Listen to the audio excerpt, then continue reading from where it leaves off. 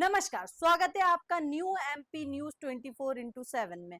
मैं हूं आपके साथ खुशी। चलिए बढ़ते हैं कुछ खास खबरों की ओर।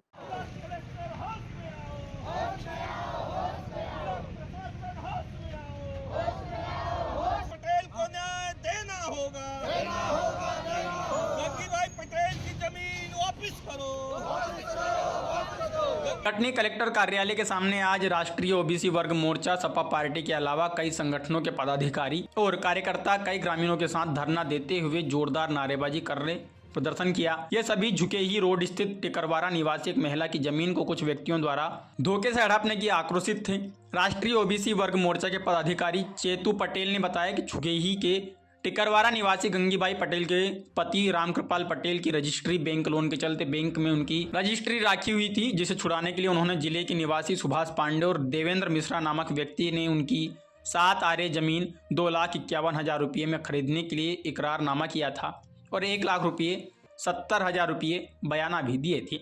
लेकिन जब रजिस्ट्री बैंक से छूट गई तो सुभाष पांडे, देवेंद्र और कुछ दलाल पीड़िता गंगीबाई के पति रामकृपाल पटेल को कटने ला उनसे जमीन की रजिस्ट्री कराने के लिए उनका मोबाइल फ़ोन लिया और उसमें आने वाली ओटीपी रजिस्ट्रार को बता 7 आरे की ज़मीन की रजिस्ट्री कराने के बजाय उनसे 70 आरे की ज़मीन की रजिस्ट्री करा ली, जिनकी ज़मीन जो नेशनल हाईवे पर है, जिसकी वर्तमान कीमत लगभग 2 करोड़ रुपये से ऊपर की है, जिसकी शिकायत आवेदक गंगीबाई ने कुठला थाने में की थी, लेकिन कोई कार्रवाई नहीं हुई। और जब इस मामले की बार बार शिकायत की गई तो उनको डराया धमकाया गया। इस पूरे मामले में राष्ट्रीय ओबीसी वर्ग मोर्चा और अन्य संगठन के पदाधिकारियों और कार्यकर्ताओं ने जोरदार नारेबाजी करते हुए कलेक्ट्रेट कार्यालय के सामने धरना दिया, जिस पर अपर कलेक्टर प्रदीप मिश्रा ने आश्वासन दिया कि इस पूरे मामले की जांच की जा रही है।